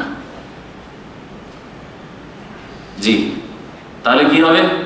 বড় শিরক করলে অতীতের কেউ যদি 1000 বছরও বেঁচে থাকে, আর অতীতের 1000 বছর আমল থাকে, সমস্ত আমল ধ্বংস হয়ে যাবে। আল্লাহ পাক আগের যুগে যখন 1000 বাঁচত মানুষ, তখন আল্লাহ ঘোষণা করেছেন, আর যখনকার যুগের বয়স 60 বছর, 70 বছর, 100 বছর, তখন আল্লাহ পাক ঘোষণা করেছেন। 2টি ঘোষণা আল্লাহ পাকের আছে। আল্লাহ পাক রব্বুল আলামিন সূরা আনামে 18 জন নবীর কথা উল্লেখ করেছেন একটি রুকুতে, ওই সূরা। আর তারপরে 18 জন নবীর কথা উল্লেখ করার পরে বলছেন আয়াত নম্বর 83 থেকে 88-তে পড়ব নবী রাসূলগণের নাম। মহান আল্লাহ বলছেন, ওয়ালাউ আশরাকু লাহাবিতা আনহুম মা কানু ইয়ামালুন। এরাও যদি শিরক করত, ইব্রাহিম, নূহ, মূসা, ঈসা, জাকারিয়া, ইয়াহইয়া, ইউসুফ, আইয়ুব, মূসা, হারুন, সুলাইমান ইত্যাদি, এইভাবে আল্লাহ বলেছেন, এরাও যদি শিরক করত, লাহাবিতা আনহুম, তাহলে তাদের নষ্ট হয়ে যেত, বরবাদ। হাবেতা ইহাবাত মানে বরবাদ হয়ে যাওয়া, নষ্ট হয়ে যাওয়া, ধ্বংস হয়ে যাওয়া। মা কানু ইয়ামালুন, যা কিছু আমল করেছিল। কানা ইয়ামালু মাজি বাইত, বা মাজি ইস্তিমরারি, আমেলা তে ইয়ামালু ইস্তিমরার, তো মাজি ইস্তেমরারি, অতীতে কন্টিনিউ যতগুলি আমল করেছে সবগুলি কি হয়ে যাবে? ধ্বংস হয়ে যাবে। মা কাউনি আকেল, একদিন দুদিনের আমল শুধু ধ্বংস হবে না, 40 দিনের আমল শুধু বরবাদ হবে না, বরং জীবনের সমস্ত আমল ধ্বংস হয়ে যাবে। আল্লাহ পাক রব্বুল সূরা আজ-জুমার আয়াত নম্বর 65-তে মুহাম্মদুর রাসূলুল্লাহ সাল্লাল্লাহু আলাইহি সাল্লামকে সাইয়্যিদুল মুরসালিন, যাকে আল্লাহ পাক তাওহীদ নিয়েই পাঠিয়েছেন, তার দ্বারা শিরক হতেই পারে না, তারপর আল্লাহ পাক সতর্ক করেছেন, অধিক সতর্কতা, সাবধান।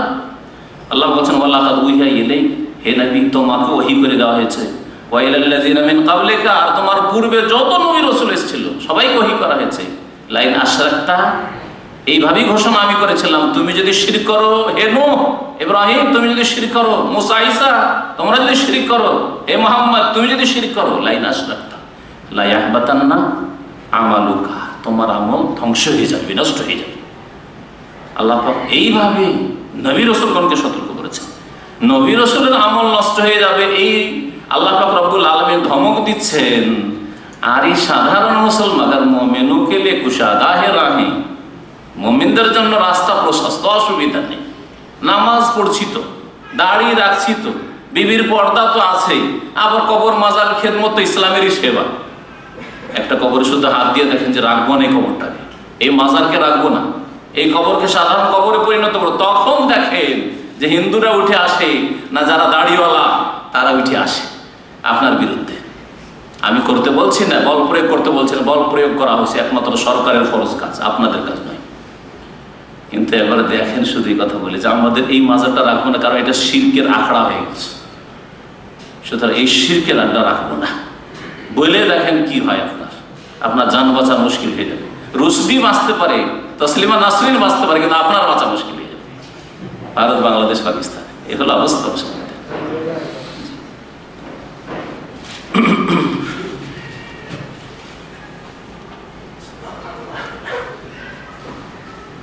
হাদিসে কুদসি সহিহ মুসলিমে রয়েছে, আল্লাহ পাক রব্বুল আলামিন ইরশাদ করেছেন, আনা আগানা শুরাকা আনিশ শিরক, আমি শিরক থেকে সবচাইতে বেশি অমুখাপেক্ষী।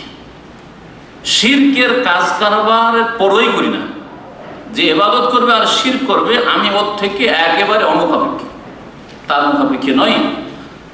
যে অনেক সময় আমরা দেখি যে চাকর, বাড়ির চাকর অবাধ্য, ছেলে অবাধ্য, তারপরেও ছাড়তে পারি না, ওর দ্বারা কিছু তো কাজ হচ্ছে, ঠিক না? অনেক সময় কর্মচারী আছে, আপনার অনেক ড্রাইভার আছেন, কফিলকে গাল দিয়ে দিচ্ছে, মোদের সাথে মারামারি করে নিচ্ছে, তারপরে রেখে দিচ্ছে, রেখে রাখতে হবে, না হলে চলবে না, কোম্পানি চলবে না, ঠিক না? তো মানুষ দুর্বল, যার ফলে বড় বড় বস অনেক সময় মানুষের মধ্যে থেকে কর্মচারীর কাছে, অধীনস্থ গোলামের কাছে, চাকরের কাছে অনেক সময় দেখছে যার খারাপ দিক আছে, ভালো দিক আছে, রাখি, একে না রাখলে চলছে না। আল্লাহ পাক রব্বুল আলামিন আস-সামাদ তার একটি নাম, আল্লাহুস সামাদ। সামাদ মানে শুনেছেন কোনদিন? আস-সামাদ মানে যিনি কারো মুখাপেক্ষী নন, আর সারা দুনিয়ার সমস্ত সৃষ্টি আল্লাহ পাকের মুখাপেক্ষী, এই দুটোই অর্থ এতে রয়েছে আল্লাহুস সামাদ। নবী করিম সাল্লাল্লাহু আলাইহি ওয়াসাল্লাম বলছেন, আল্লাহ পাক ইরশাদ করেছেন, আনা আগানা শুরাকা আনিশ শিরক, শিরক থেকে আমি সবচেয়ে বেশি অমুখাপেক্ষী। ফামান আমিলা আমালান আশরাকা ফিহি মাইয়া গায়রি, সুতরাং কেউ যদি এমন কোন আমল করে যাতে আমার সাথে কি করলো, শিরক করলো, আমল করলো কিন্তু শিরক করলো, নামাজ রোজা হজ যাকাত করলো, হজে আসলো, উমরায় আসলো, আর শিরক করে গেল। নামাজ রোজাও করে আর ওরসেও যায়, ওরসে গেল, তখন কিছু নজর নিয়াজ নিয়ে গেল বাবার জন্য, মাজারের জন্য, আশরাকা ফিহি মাইয়া গায়রি, বড় শিরক এটা। আর বিশেষ করে এই হাদিসে বোঝানো হয়েছে ছোট শিরকের, ইবাদত বন্দী করলো আর আমার সাথে শিরক করলো, অর্থাৎ লোক দেখানো কিছু নিয়ে রাখলো, দান খেরাত করলো, লোকে যাতে বলে যে ভালো দাতা মানুষ, দান খেরাত ভালো করে, নামাজ পড়লো যাতে লোকেরা বলে যেন লোকটা মুসল্লি মানুষ, আর উদ্দেশ্য হচ্ছে অন্যরকম, নামাজটা পড়ে আর মানুষের সমাজে একটু ভালো মানুষ হয়ে আগামীতে কোনো একটা টার্গেট আছে, কিছু করতে হবে, গ্রামের নেতৃত্ব নিতে হবে, মসজিদের মতো অলি হইতে হবে, না মাদ্রাসার সেক্রেটারি হইতে হবে, আর না হইলে চেয়ারম্যান এমপি হইতে হবে, ইত্যাদি। আশরাকা ফিহি মাইয়া গায়রি, আমার সাথে অন্য কাউকে, অন্য কিছুকে শরীক করলো, তারা তবু বা শিরকা, তাকেও আমি ছেড়ে দিই, ছুড়ে ফেলি। আল্লাহ বলছেন অশিরক হওয়ার, তার শিরকি কাজকে আমি ছুড়ে ফেলি, আল্লাহ কবুল করেন না। তাহলে শিরকের অবস্থায় কোনো আমলও কবুল হয় না। আর শিরক করলে অতীতের সমস্ত আমল ধ্বংস হয়ে যায় যদি বড় শিরক হয়। আর ছোট শিরক যদি হয় সেটাও কাবিরা গুনাহ, তাহলে যে আমলের মধ্যে শিরক থাকবে সেই আমল ধ্বংস হয়ে যাবে। মান সাল্লাল্লাহু আলাইহি ফাকাদ আশরাকা, নবী সাল্লাল্লাহু আলাইহি ওয়াসাল্লাম বলেছেন, যে ব্যক্তি লোক দেখার নামাজ পড়ে সে কি করলো? শিরক করলো। ওমান তাসাদ্দাকা ইউরাই, কেউ যদি দান খায়রাত করে দেখাবার জন্য, শোনাবার জন্য, তাহলে সেই ব্যক্তি শিরক করে।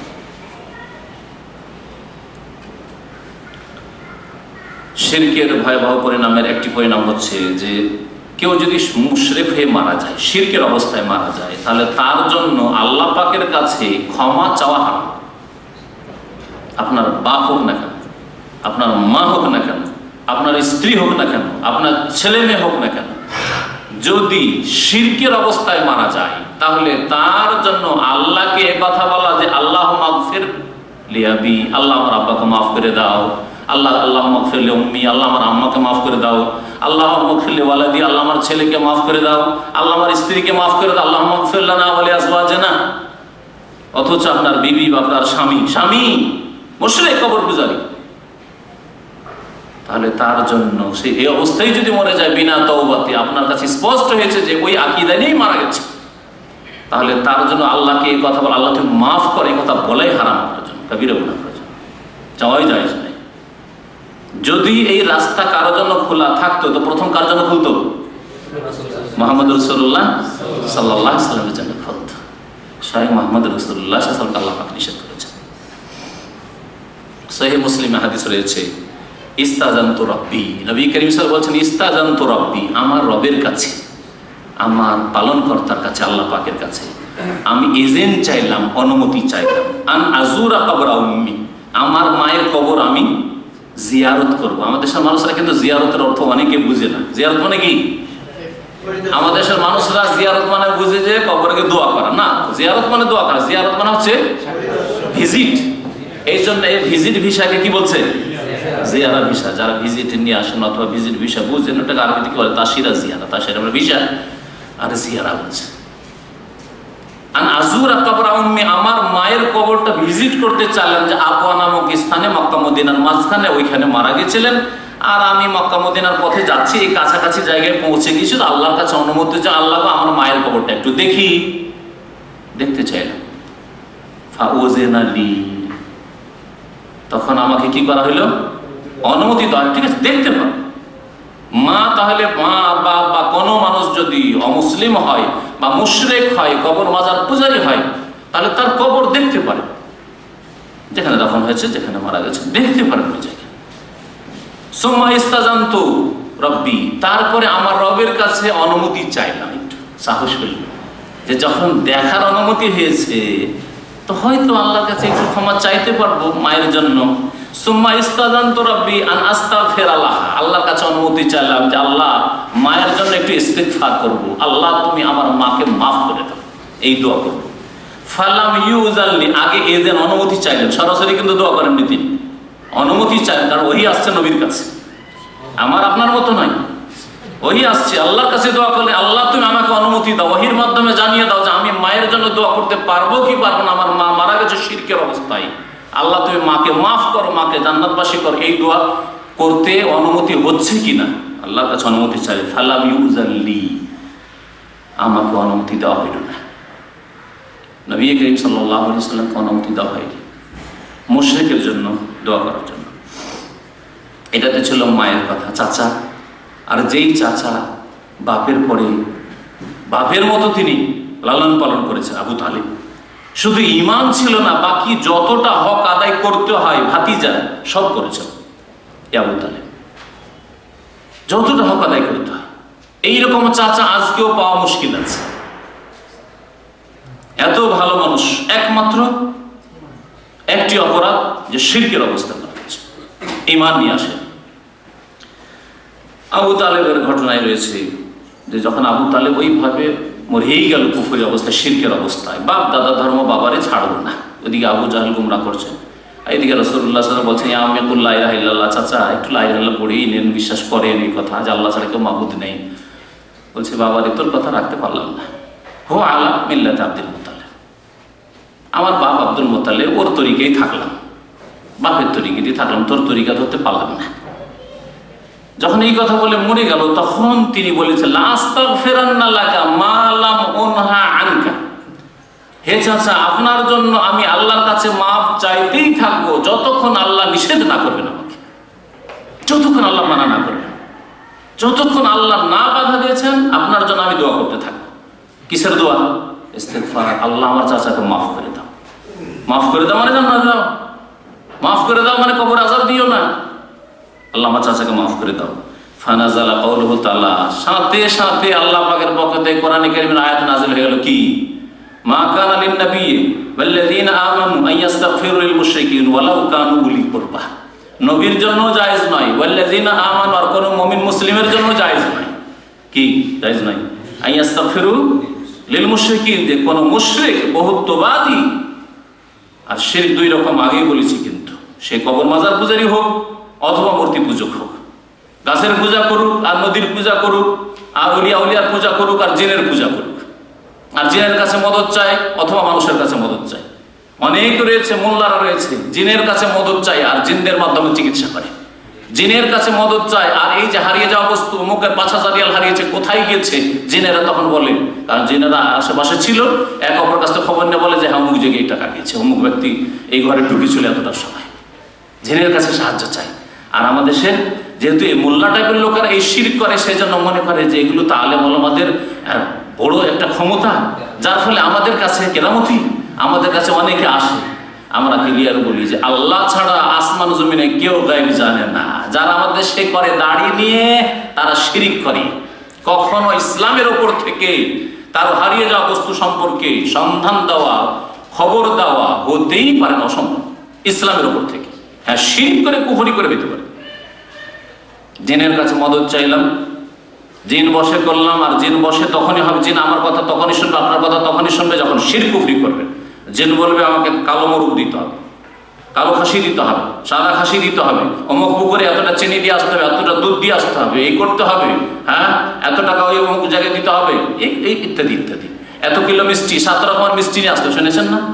আমাদের যখন হাম হয় ছোট ছোট বাচ্চাদেরকে, অথবা ওই আরেকটা হয় চিকেন পক্স, হ্যাঁ এসব হয়, তখন বলি বাচ্চা যা খেতে চাবি তা খাওয়াবি। শুনেছেন এগুলো? সব শিরকি আকীদা মহিলাদের মধ্যে রয়েছে, যা খেতে চাবি তাই খাওয়াবি। শুধু তাই নয়, হাট করতে পাঠায়, বলে হাট করে নিয়ে, আর হাট মানে ৭ রকম মিষ্টি, ৬ রকম চলবে না, ৮ও চলবে না, আর ২-৩ তো চলবেই না, ৭ রকম মিষ্টি নিয়ে আসতে হবে হাট থেকে। আজকের কথা না, আজকে ছোটবেলায় আমরা শুনেছি এইসব কথা। বাজার করেছিস, বাজার করিস না, বালা মুসিবত আসবে, তোর ছেলের চোখ যাবে না, পা যাবে না, হাত যাবে, কিছু হবে। এগুলো শিরক কুফরি নয়। এসব শিরক মুসলিম সমাজে ঘরে ঘরে ঢুকে আছে, নারী পুরুষদের মধ্যে। মহিলা বলে আর স্বামী বাজার করে নিয়ে আসে, আর উভয় শিরক করে।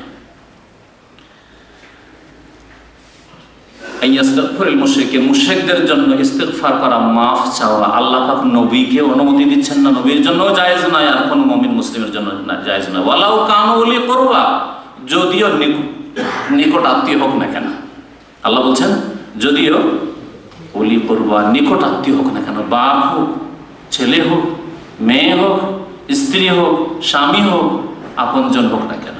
মিম্বাদে মা তাবায়্যানা, যখন স্পষ্ট হয়ে গেছে আন্নাহুম আসহাবুল জাহিম, যে এরা জাহান্নামী, অর্থাৎ শিরকের উপর মরে গেছে। শিরক করে যখন মরে গেছে, তাহলে খবরদার তার জন্য দোয়া করবে না। সম্মানিত ভাইরা, শিরকের ভয়াবহ পরিণাম সংক্ষেপে বলি। শিরক করার কারণে আল্লাহ পাক রব্বুল আলামিন নূহ আলাইহিস সালামের মতো এত বড় রসুল, যার কথা 5 জন রসুলের প্রথম আল্লাহ উল্লেখ করেছেন, তাকে ও ছেলের জন্য দোয়া করতে নিষেধ করে দিয়েছেন। ছেলের জন্য যখন দোয়া করলেন, যেই ছেলে শিরক কুফরি করে, সেই যুগে মূর্তি পূজা ছিল, বাপের ধর্মে আসলো না, তাওহীদে আসলো না, আর যখন তাকে বলা হলো যে বাবারে বড় বন্যা আসছে, তাতে দুনিয়া প্লাবিত হয়ে যাবে, ডুবে সব ধ্বংস হয়ে যাবে, তখন কি বলেছিল সেই ছেলে? সাউই ইলা জাবালিন ইয়াসিমুনি মিনাল মা, আমি পাহাড়ে চড়ে নেব, পানি থেকে বেঁচে যাব। যখন এই হলো, পাহাড়েও চড়লো, কিন্তু পাহাড়ও ডুবে যাচ্ছে, আর নূহ আলাইহিস সালাম মুমিনদেরকে নিয়ে সেই পানি জাহাজে চেপে গেছেন। একবার শেষখানে অনুরোধ করছে ছেলেকে, শুনবে না। ছেলে যখন শুনলো, আল্লাহর কাছে ফরিয়াদ করা শুরু করলেন, আল্লাহর কাছে রব্বে ইন্না ইবনি, আল্লাহ আমার ছেলে, ওয়া ইন্নাহু মিন আহলি, এটা আমার পরিবারের, ওয়া ইন্না ওয়াদাকাল হক, আর তোমার ওয়াদা সত্য, আমাকে লাঞ্ছিত করবে, লোকজন দেখছে যে আমার ছেলে আমার চোখের সামনে ডুবে ধ্বংস হচ্ছে, তোমার আযাবে গজবে। আল্লাহর কাছে যখন দোয়া করেছেন নূহ আলাইহিস সালাম, তখন কি বলেছেন আল্লাহ পাক শুনেছিলেন? ওয়ালা তুখাতিবনি ফিল লাযিনা যালামু, যারা জালেম, আর সবচেয়ে বড় জালেম কে? মুশরিক, যে শিরক করে মরে, যে শিরকের অবস্থা অটল থাকে।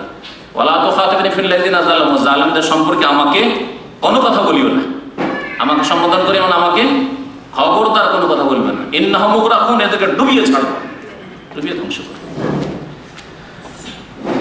শিরক করলে দুনিয়ার নিরাপত্তা সর্বনাশ হয়ে যায়, নিরাপত্তা সর্বনাশ হয়ে যায়। মানুষের নিরাপত্তা হচ্ছে দুই রকমের মুসলিম জীবনে।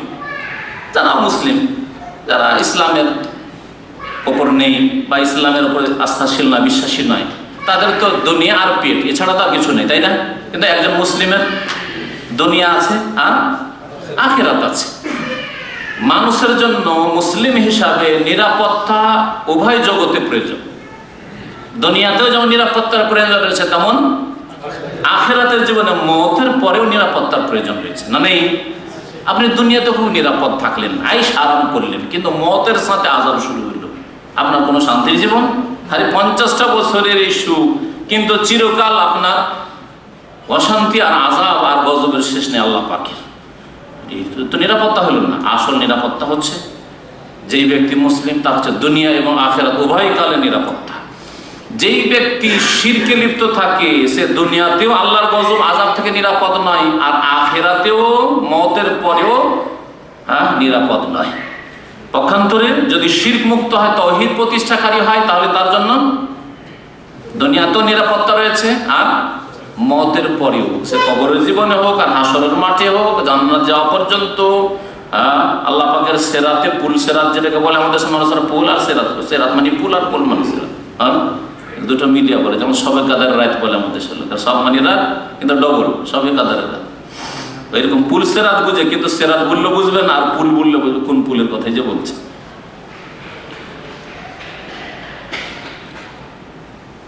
আল্লাহ পাক রব্বুল আলামিন সূরা আনামের আয়াত নম্বর 82 তে ইরশাদ করেছেন, আল্লাযীনা আমানু, যারা মুমিন হইল, ঈমান নিয়ে আসলো, ওয়ালাম ইয়ালবিসু ঈমানাহুম বিযুলমিন, এবং তাদের ঈমানের সাথে জুলমের সংমিশ্রণ ঘটাইল না। এই জুলমের তাফসীর নবী করিম সাল্লাল্লাহু আলাইহি ওয়াসাল্লাম করেছেন কি দিয়ে? শিরক দিয়ে, কারণ সবচেয়ে বড় জুলম হচ্ছে শিরক। যারা শিরকের সংমিশ্রণ ঘটাইল ঈমানের সাথে, উলাইকা লাহুমুল আমন, তাদের জন্য আমন রয়েছে, নিরাপত্তা রয়েছে। দুনিয়ায় নিরাপদ, অল্প খেয়ে দিয়ে নিরাপদ একজন মুমিন মানুষ, একজন ধার্মিক মুমিন মানুষ, শিরক মুক্ত মানুষ দুনিয়াতে নিরাপদ। মরে গেল শহীদ, মরে গেল শহীদ, কিন্তু একজন চোর, ডাকাত, মুশরিক মরে গেল শহীদ কখনো না। সুতরাং এর মানে এই নয় যে একজন ভালো মানুষ মরবে না, কিন্তু মরলে শহীদ, শ্রেষ্ঠ মানুষে কামিয়াব, বেঁচে থাকলেও কামিয়াব আর মরলেও কামিয়াব। মরলেও ভালো অবস্থায় মরলো, আর বেঁচে থাকলেও ভালো অবস্থায় বেঁচে থাকলো। আল্লাযীনা আমানু, যারা ঈমান নিয়ে আসলো আর ঈমানের সাথে জুলমের শিরকের সংমিশ্রণ ঘটালো না, উলাইকা লাহুমুল আমন, এদের জন্য নিরাপত্তা রয়েছে। আল আমন সার্বিক নিরাপত্তা, যদি সার্বিক ক্ষেত্রে তাওহীদ প্রতিষ্ঠা করে শিরক মুক্ত হয় তাহলে। আর যদি আংশিক, যদি শিরক মুক্ত হয়, আংশিক শিরক মুক্ত, তাহলে বড় জুলম হচ্ছে শিরক।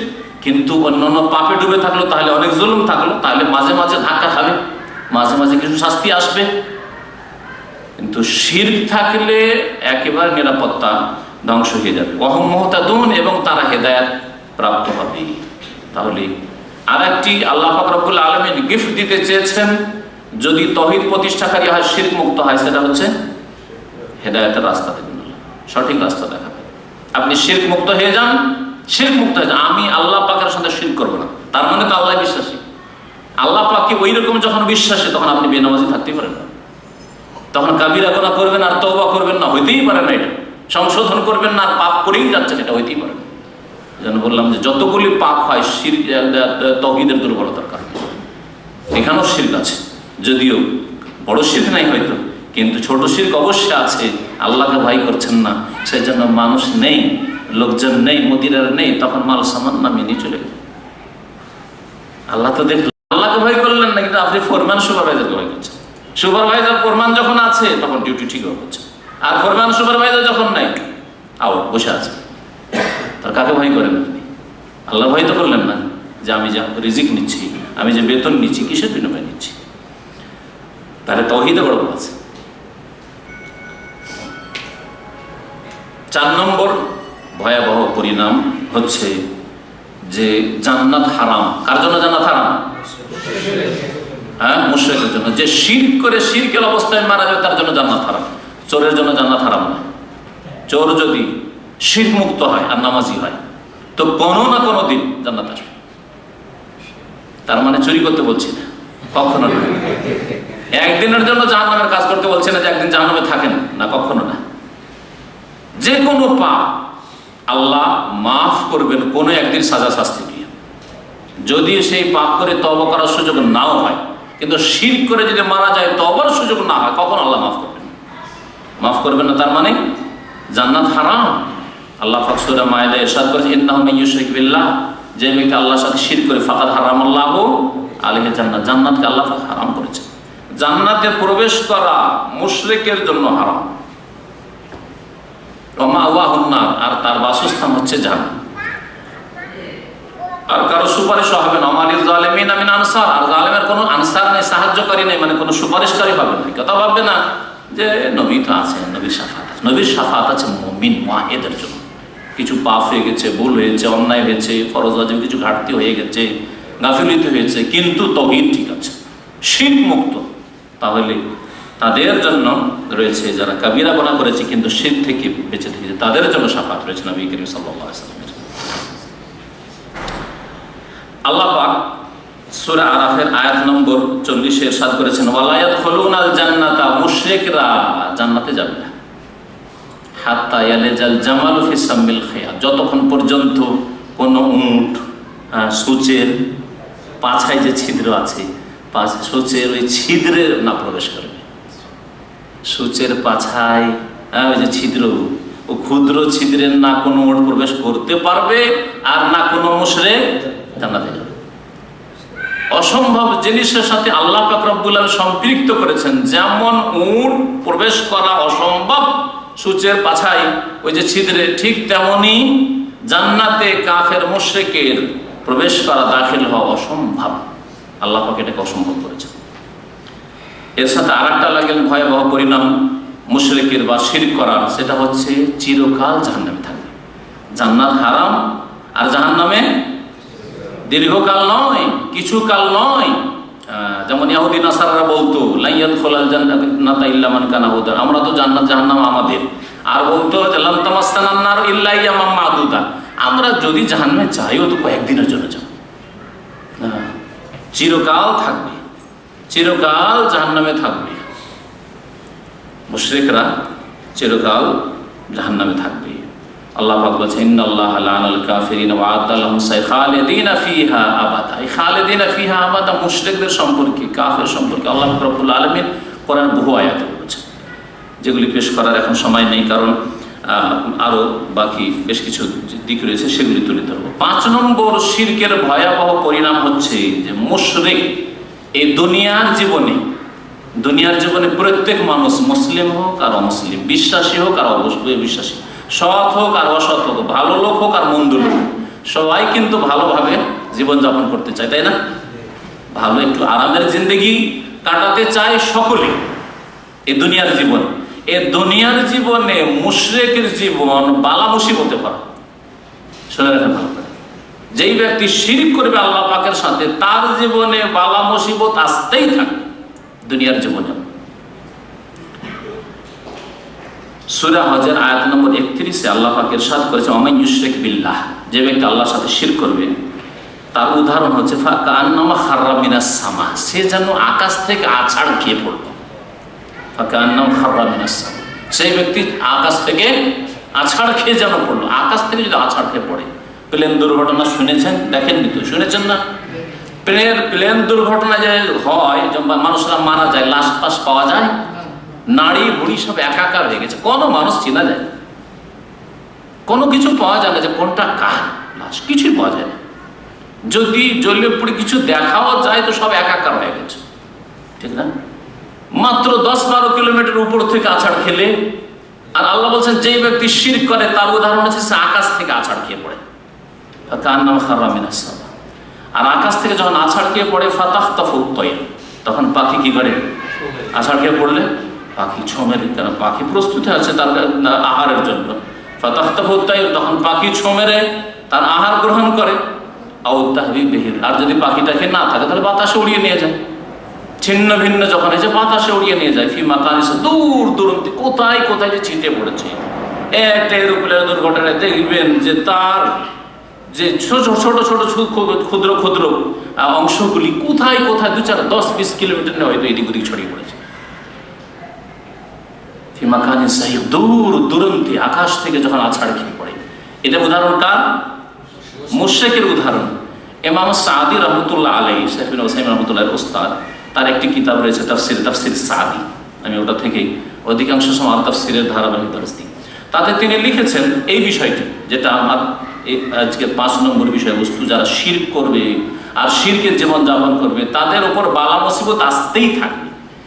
আকাশ থেকে আছাড় খেয়ে পড়ে ছিন্ন ভিন্ন, তাহলে তার জীবনটা তার সাথে তুলনা করা যায়। তার মানে মুশরিকের জীবনটা হচ্ছে অশান্তির জীবন, বিক্ষিপ্ত জীবন, ছিন্ন ভিন্ন জীবন, বালা মুসিবতের জীবন। এদিক থেকে বালা, ওই দিক থেকে মুসিবত, ওই দিক থেকে ধাক্কা। হ্যাঁ, কখনো এই আযাব, কখনো ওই আযাব, কখনো পারিবারিক আযাব, কখনো সামাজিক আযাব, কখনো রাজনৈতিক আযাব শাস্তি, কখনো আসমানি আযাব, কখনো জমিনি আযাব, কখনো সমুদ্র থেকে আযাব, কখনো নদী থেকে আযাব, কখনো দুর্ভিক্ষের আযাব, কখনো ফসল হলো না, কখনো বৃষ্টি অনাবৃষ্টির আযাব, কখনো বৃষ্টি বেশি দিয়ে গেল ফসল সব ডুবে গেল। বহু রকমের আযাব। এই যতগুলি দুনিয়ার আযাব রয়েছে, যত রকমের আযাব হোক না কেন, এমনকি পারস্পরিক যে সম্পর্কের অবনতি, ভাই ভাই সম্পর্ক খারাপ, বাপ মায়ের সাথে সম্পর্ক খারাপ, স্বামী স্ত্রীতে সম্পর্ক খারাপ, স্ত্রী স্বামীকে চায় না, কোথায় তার গুপ্ত প্রেম করে, এই সমস্তগুলি আযাব। এর পিছনে বহু পাপ রয়েছে, তার মুখ্য পাপ হচ্ছে শিরক। বিভিন্ন পাপের কারণে আযাব আসে, তার মধ্যে সবচেয়ে বড় অপরাধ হচ্ছে শিরক। আর শিরকের কারণে এই ধরনের বহু আযাব মানুষের জীবনে এসে থাকে। আল্লাহ সূরা সাজদার আয়াত নম্বর 21 ইরশাদ করেছেন, ওয়ালানুযিকান্নাহুম মিনাল আযাবিল আদনা দুনাল আযাবিল আকবারি লাআল্লাহুম ইয়ারজিউন। অবশ্যই অবশ্যই মানুষকে আখিরাতের বড় মহাশাস্তির আগে, বড় শাস্তির আগে দুনিয়াতে আমি হালকা শাস্তি দেব। আখিরাতের আযাব, জাহান্নামের আযাবের তুলনায় এগুলি হচ্ছে হালকা শাস্তি, দুনিয়ার হালকা শাস্তি। লাআল্লাহুম ইয়ারজিউন, যাতে করে তারা ফিরে আসে। আল্লাহ পাক এই আযাবগুলি পাঠান এই জন্য যে মুশরিক, কাফের, বহুত্ববাদী, যারা কবর মাজার পূজা করে, যারা মূর্তি পূজা করে, যারা শিরক করে, যারা নামাজ পড়ে না, যারা পাপ করে, কাবিরা গুনাহ করে, শিরকের জীবন, পাপের জীবন, তারা যেন ফিরে আসে। লাআল্লাহুম ইয়ারজিউন, যাতে করে তারা আল্লাহর দিকে ফিরে আসে, দ্বীনের দিকে ফিরে আসে, কোরআনী বিধানের দিকে ফিরে আসে। শিরক করলে 6 নম্বর ভয়াবহ পরিণাম হচ্ছে, শিরক করলে মুশরিকের অন্তরে আল্লাহ পাক ভীতি সঞ্চার করে দেন। সবসময় ভয়ে ভীত থাকে, সবকিছুকে ভয় করে। একজন মুআহিদ আল্লাহ ছাড়া কাউকে ভয় করে না। বেঁচে থাকি শির উঁচু করে বেঁচে থাকবো, আর যদি মরি তো মরদে মুজাহিদের মতো মত বরণ করবো। কিন্তু একজন মুশরিক সবকিছুকে ভয় করে, জিনকে ভয় করে, মানুষকে ভয় করে, সবকিছুই ভয় করে, একটু যদি তার ভয়। গত বছর কবর মাজার গিয়েছিল, এবার যেতে পারলাম না, ওর সে কি যে হয় না হয়, বালা মুসিবত যে কি বাবা নিয়ে আসে। মুশরিকের এগুলি ভয়, মুআহিদের কোনো ভয়। তাবিজ ছেড়ে ফেলে দেন না। দেখেন এক লোকের তাবিজ, কয়েক বছর আগে হাইলুলবাদের জামে মসজিদে বক্তব্য করে বেরোলাম, তো একটা লোক তাবিজের বক্তব্য ছিল, তারপরে তাবিজ খুলতে তো কোন লোক, আমাদের এক ছাত্র বললো তো রাজি তো হইলো, তাবিজটা খুলে দেওয়ার পরে থরথর করে কাঁপছে।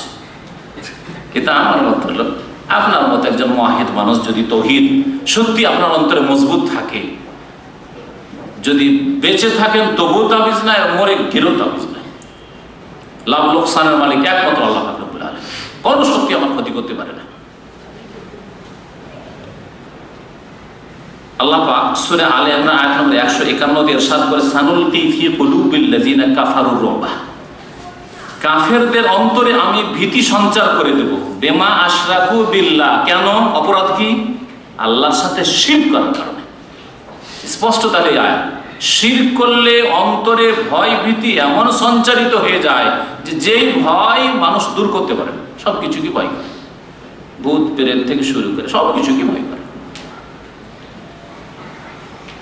যারা শিরক করে মুশরিক, তাদের থেকে আল্লাহ পাক রব্বুল আলামিন সম্পর্ক ছেদের ঘোষণা করেছেন, তার রাসূল সম্পর্ক ছেদের ঘোষণা করেছেন। আন্নাল্লাহা বারিউম মিনাল মুশরিকিন ওয়া রাসূলুহু, আল্লাহ পাক সম্পর্ক ছেদের ঘোষণা করেছেন এবং তার রাসূল সাল্লাল্লাহু আলাইহি ওয়াসাল্লাম সম্পর্ক ছেদের ঘোষণা করেছেন। তো তাহলে শিরকির জীবন যদি হয়, আল্লাহর সাথে সম্পর্ক নেই, রাসূলের সাথে সম্পর্ক নেই। আন্নাল্লাহা বারিউম মিনাল মুশরিকিন ওয়া রাসূলুহু, কি শেষ হয়ে গেছে একেবারে না চলছে? আচ্ছা, তুই যে আব্দুল্লাহ কালার মতো লাগিয়ে দিয়ে কোথায় গেল? কোথায় আব্দুল্লাহ কালুন? ওটার কালুন, দ্বিতীয় কালুন। আল্লাহ হিদায়াত করে, আগেরটাকে হিদায়াত করে, এটা আল্লাহ নাই। এদের ডিউটি নেই, আপনার ডিউটি আছে।